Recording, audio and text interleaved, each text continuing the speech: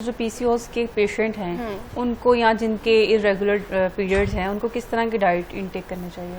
PCOS तो अब कहते हैं ना कि बाद में नहीं होता कि आप जो एडोलेसेंस में आते हैं तो फिर आपको जी पीसीओएस एकदम से हो जाना है, ये चीज नहीं है।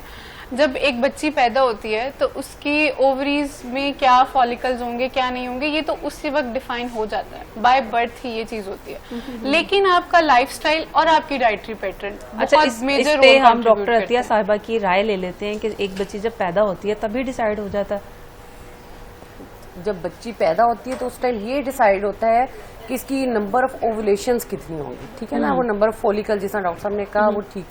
अब ये कि आया इसको पॉलीसिस्टिक होगा, ये वो डिजीज डेवलप करेगी या नहीं करेगी, ये थोड़ा सा लाइफस्टाइल पर बहुत डिपेंड करता है। नो डाउट अब नई जो रिसर्च है अब जेनेटिक टेंडेंसी भी है, ये भी अब नई रिसर्च आई है कि जिनको पीसीओ होना है वो होना ही है, लेकिन ऑब्वियसली फैमिली में भी रन करता है। लेकिन आपको ये आइडिया होता है जिसमें टेंडेंसी होती है उनको फिर हम ऑब्वियसली हमने ये तो नहीं कहना कि हाँ इनको छोड़ दें कि जी पीसीओ अब होना है तब जो होने दें, हम ये तो नहीं कहेंगे। हम उनको भी ये होता है ज्यादा है उनको वेट कॉन्शियस करते हैं, उनको अर्ली स्टेज पे अपने आप को वेट कंट्रोल वेट कॉन्शियस करना, डाइट जो है उसको मॉडिफाई बहुत जरूरी है। आप हेल्दी फैट्स लें, सैचुरेटेड और ट्रांस फैट्स को खत्म करें। हेल्दी फैट्स नट्स हैं, सीड्स हैं, आपका ऑलिव ऑयल है, आप बटर और घी को थोड़ा कम करें, बिल्कुल एक्सक्लूड ना करें। प्लांट बेस्ड फैट पे जाए ना, प्लांट बेस्ड मिल्क लें, ग्लूटेन को थोड़ा एक्सक्लूड करें, होल ग्रेन्स लें, उसमें मिलेट्स हैं हमारे पास इतने ज्यादा, कीनवा है, ब्राउन राइस है, ओट्स है।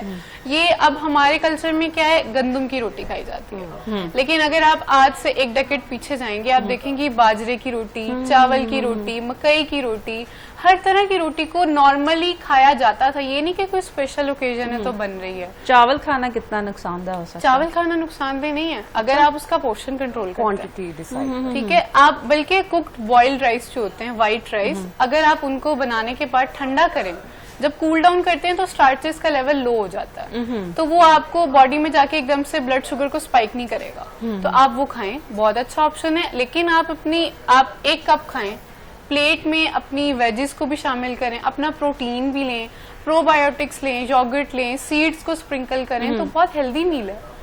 लेकिन जो लोग नहीं अफोर्ड कर सकते सीड्स वगैरह, प्रोटीन में चिकन नहीं इंटेक कर सकते, दही जो है वो बाजार से बस जो एक नॉर्मल सी दुकान होती है वहां से लेके खा सकते हैं, तो उनके लिए क्या फिर वो तो फिर नहीं है इस तरह की कोई अच्छी सी बैलेंस डाइट जो है वो नहीं। मैं तो कहूंगी क्योंकि अफोर्ड वाली ये अर्बन एरियाज की मसले हैं, ये तो सारे ये जो चोंचले जिनको हम कहते हैं यही हैं जो जंक फूड अफोर्ड करते हैं तो जंक फूड खाते हैं। जंक फूड तो सारी रात वो आता नहीं है, बस वो 150 का भी शवारमा आ गया, 100 का भी आ गया, तो बड़ा तो शवारमा लिखा होता है उन्होंने, बाकी बड़ा शवारमा। लेकिन ये है कि अब वो लेट नाइट वही जागते हैं ना, नेटफ्लिक्स देख रहे हैं, मोबाइल स्क्रॉल कर रहे हैं और खा रहे हैं, ऑर्डर्स हो रहे हैं, और फिजिकल एक्टिविटी बिल्कुल नहीं होती। इतना स्लगिश लाइफस्टाइल है, कॉलेज के घर आए बेड पे ही बैठे रहे, बेड पे ही खाना, बेड पे ही सोना, सब